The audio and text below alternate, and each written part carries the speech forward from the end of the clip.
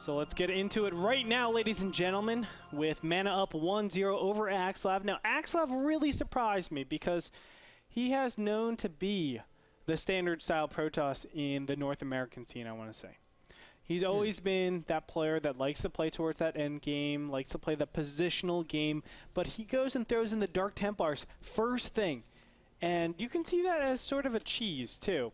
It's basically saying, I'm going to play a little bit unsafer than you, MaNa, and it's really risky try to roll the dice. Because if MaNa went for an I mean, he saw that MaNa was going for a defensive defensive 3-stalker 4-gate kind of variation, and Axslav was going for 3-gate but into Dark Templar, so he was trying to really deceive MaNa, but he used his gas advantage into Dark Templars instead. And I felt like it was just a little bit too much risk, especially because of how he was moving his stalkers. And you can see MaNa was setting up great traps with the stalkers and getting some extra hits in and really baiting Axslav more than what he needed to do. Yeah, still, I love what you mentioned about the defensive 3-stalker 4-gate. That's something that a lot of people don't understand. A lot of times 4-gate, when we see that, it is with a single zealot and then 1 or 2 stalkers, depending on your variation of 4-gate. Normally it is 2 stalkers, though.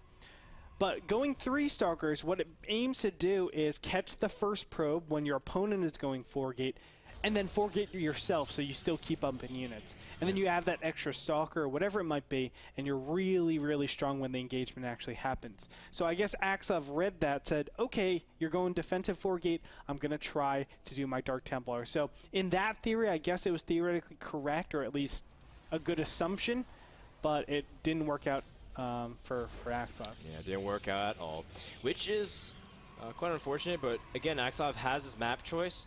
This is Shattered Temple. Now, Shattered Temple is, of course, the revamped version of Lost Temple.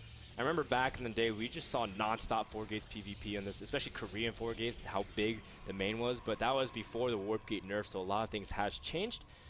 Axslav and MaNa are pretty much mirroring each other, but Axslav once again goes for a quicker second gas, and this time MaNa chooses to go for a fast zealot. Oh, no, he cancels it, actually. Not only that, MaNa chooses to scout. Huh. That's a little different from last game. Yeah. Shattered Temple on the NASL version is forced cross position. That's why both these players just went directly for each other's bases. We have this nice little, I want to say, the Matrix from Transformers. Maybe a Pokeball right in the middle. Yeah. Oh. Actually, it looks like a Pokeball, right? Yeah, I suppose so. If you press it, I guess it's supposed to get bigger than that. Be pretty cool. Actually, I really wish like that kind of technology would be so cool, man. Like, you know how in Dragon Ball Z, where they like every little pill would explode into like a giant spaceship, and yes. like in Pokemon, Pokeballs would expand. Eventually, one day the technology would be there where you just bring around a little piece, a microchip, and you push it, and it turns into a laptop. You can play StarCraft 4. I would love to capture you in a Pokeball. Just put you up. It's like I Dream of Genie, except instead of don't put me in your weird fantasies, Andre, please. we do see that Axslav is scouting here with his stalker. Yeah. He's actually going for a robotics transition while MaNa is placing 3 more gates. Now, MaNa does have 2 gases, but he's not really mining from it, and it could be a second gas fake here for MaNa. It's really important to throw in these 4 gates in maps like the Shattered Temple, with a ramp, I should say. Antigua Shipyard, Metalopolis, Lost Temple, Metropolis, all of the ramps, all of the maps with ramps like this, the tiny little ones with only a single force field. And it's because you want to keep your opponent honest. You don't want them to be doing something crazy like what Axslav is doing. And Axslav honestly is in a position where he could very well lose to just a straight up 4-gate.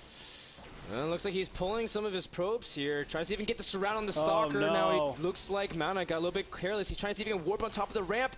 He doesn't have exact vision there. The probe also gets caught. So Axslav does manage to pick that off.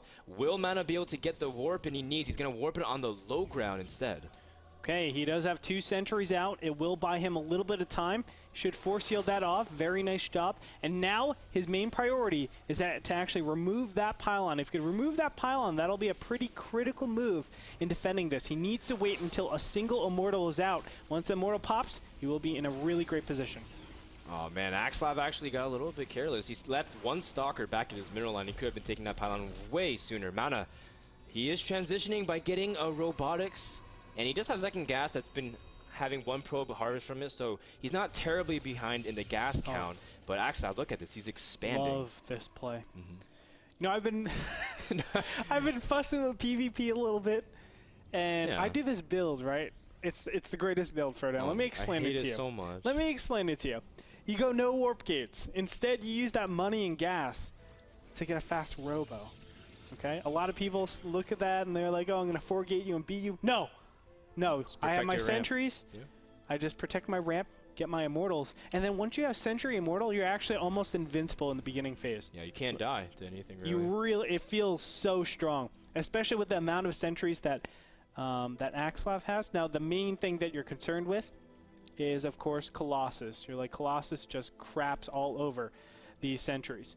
But you know your opponent just did a failed 4-gate, or at least a failed 3-gate to what Axslav sees. He only saw 3 Stalkers warp in. So he's really comfortable. He's saying, okay, I know you went gateway heavy in the beginning. I know you can't get Colossus pretty fast. This is a really safe expansion. Oh, wow. I don't think we caught it there, but both observers were actually sniped at the same exact time due to the Stalker hits. And that was actually a really cool play. Both players trying to disable each other's vision. Axslav does have a considerable amount of supply advantage, but keep in mind that some of it is in workers and a lot because he has that extra immortal, which is a big chunk of that supply. As a result, he has more map control. MaNa can't actually move out here as he is starting to get he's starting to chrono boost his robotics to get immortal out, but he's pretty behind at this point. This is a 1 base all in. You can see Blink is on the way and immortal as well. So I think what MaNa is trying to do is just trade the immortals out somehow or another.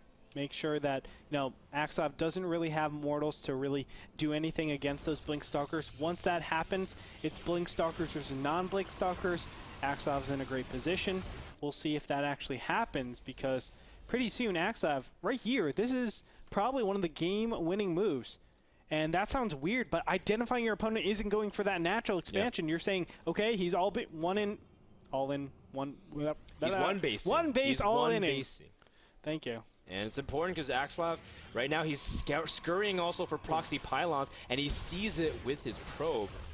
And that's amazing. So, man, yeah, he catches that. In fact, that probe wasn't really intending to scout it either. I think MaNa put it straight in the side. Really well played by Axslav. He's on top of everything. Yeah. He's looking really good this game. If only he went Blink, he would be able to neutralize his opponent's advantage. But still, I think just the sheer number of units will be enough to be enough. Oh, Axslav even scouts the probe movement. He sees yet another pylon. Axslav playing very, very well and thorough. As you see his observers also on hot retreat, trying to escape the vision of that other observer, but MaNa is going to be able to snipe that. And again, denying vision is very key just to keep your opponent in the dark. Yep, but at this point, Axslav already knows he has a gigantic advantage. I mean, he shouldn't think otherwise. He knows his opponent hasn't gone for a Nexus in quite a long time. His first Stalker will be picked off by Axslav. Nope, it won't. I lied. Oh, yep, it will. I mean, at this point, Axslav has to keep all the units he can. He's engaging out here. He has 4 Immortals and Force Fields, and we do see the Stalkers blinking forward, but if the Immortals engage properly, they should be able to wipe out the remainder of the army. MaNa coming in with reinforcements, but some are caught behind the bushes, unable to engage. The Force Fields are starting to clear, and Axslav is still 10 supply ahead. As long as he can maintain it, he'll be in good shape. MaNa does blink back. Now, he does have an Observer, which he could play some good tricks in terms of blinking forward, but with 3 Immortals, Axslav is in a great defensive position. Great force fields right here, and now the engagement will again continue on, but the Immortal gets picked off from MaNa, so unfortunate for him, those sentries will pop on the Guardian Shield. It gets instantly burst, and there you have Axslav will come out on top with those 3 Immortals. You know, it doesn't really matter how many suckers you have off of one base. When I have 3 Immortals out, nothing can kill me, it feels like. As long as I have those buffers like Stalkers, Zealots, Sentries, etc., I am A-okay. It doesn't matter. I can always engage as long as you don't get picked off like this. Ah! Oh, some of his units are trying to get sniped, but Axslav does manage to run away just in the same time. And MaNa retreating. What is his follow-up plan, his contingency plan? He's just making more Immortals and some Zealots and Sentries, so he's falling back. But I mean, if you were in MaNa's position, what would you recommend him? What would you recommend he do? It's really tough at this point. I don't think there's many options. What he's trying to do is just keep on the pressure, and hopefully MaNa will be able to just crumble the defenses of Axslav. But with 4 Immortals out, this is just a snowball effect. Axslav just maintains his advantage the whole time. He's getting Blink, which will negate the advantage that MaNa has currently, and it's just a ticking time bomb. It's all comes down to that Blink, but maybe even before that. Yeah, I mean, it only takes 4 shots for Immortal to kill a Stalker, and that is very much one-sided fight. And Axslav has 5 Immortals now into the fight, as MaNa basically only has 1 Immortal. We see a retreat attempt again from MaNa. Axslav 97 to 64. Axslav can taste the victory. He just has to play really cautious. He doesn't want to overcommit. It's so easy to lose your army in PvP because, you know, when he sees only 1 Immortal left, he says, well, is he, you know, going back to Colossus or something? So he's falling back just to make extra certain so he can get a good warp in. But MaNa is going to meet him halfway here. MaNa trying to engage, but again, with 5 Immortals and a Stalker advantage, Axslav is pushing forward to victory. It looks like Blink is just about to finish, but it doesn't even matter. I mean, with 5 Immortals, I've said it, I mean, I feel like I'm a broken record at this point. 5 Immortals, you do anything against Blink Stalkers. It's just how it is. And Axslav has Blink too, so he's going to be able to force his way in here. He's waiting for that upgrade, and Axslav with double the supply advantage virtually, he's going to be able to really force his way up the ramp if he wanted to. Axslav actually moves back. Okay, so Freddan, going back to my build, I only go Immortals and Void Rays. And Sentries. And Sentries, and then a Mothership. Only those units. Now only those units. And it's funny because you're like, oh yeah, he's probably playing like Diamond people. No, like, I'm playing Top Masters. He's actually like higher MMR than his actual account, which is really funny about that. And that makes me so max. I'm so bad at PvP. And Axslav, he's blinking forward here, showing how strong his PvP is. And he's being very, very cautious, but at the same time, well, he's teching actually to Robotics Bay. Yeah, Colossus inbound. Wow. Along with that, we do have a War Prism out on the field currently. Units tab is showing that 1 War Prism, but MaNa's just, he's being so Hassuabs about this.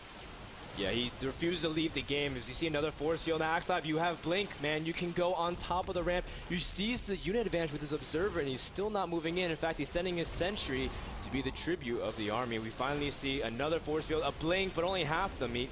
That's all he's going to really need, as the Immortals are pretty much out of the fight. This is the perfect engage for MaNa if he had enough units to defend, but with the Stalker advantage, Axslav blinking backwards, MaNa's supply is dropping, and he can't really hold off his push any longer. There it is, ladies and gentlemen. Axslav will move into the base and crumble the forces of MaNa. GG gets called out. Great job there by Nick, as he's able to take game number 2 and even the series. Axslav showing a lot of life here. Stopping the 4-gate was pretty instrumental, then reading that he has a nice advantage. Sentry, Immortal, as I was talking about before, really, really strong against anything gateway-oriented when you're, well, obviously you've gotten a much faster robotics facility. So great job by Axslav, and a great win. All came down to holding off that 4-gate. Very, very key. And you know, MaNa, he tried to force his way up, but was not able to get the vision. He got the Stalker up the ramp, and then Axslav was able to chase it down. And from there, Axslav just rode his advantage to victory.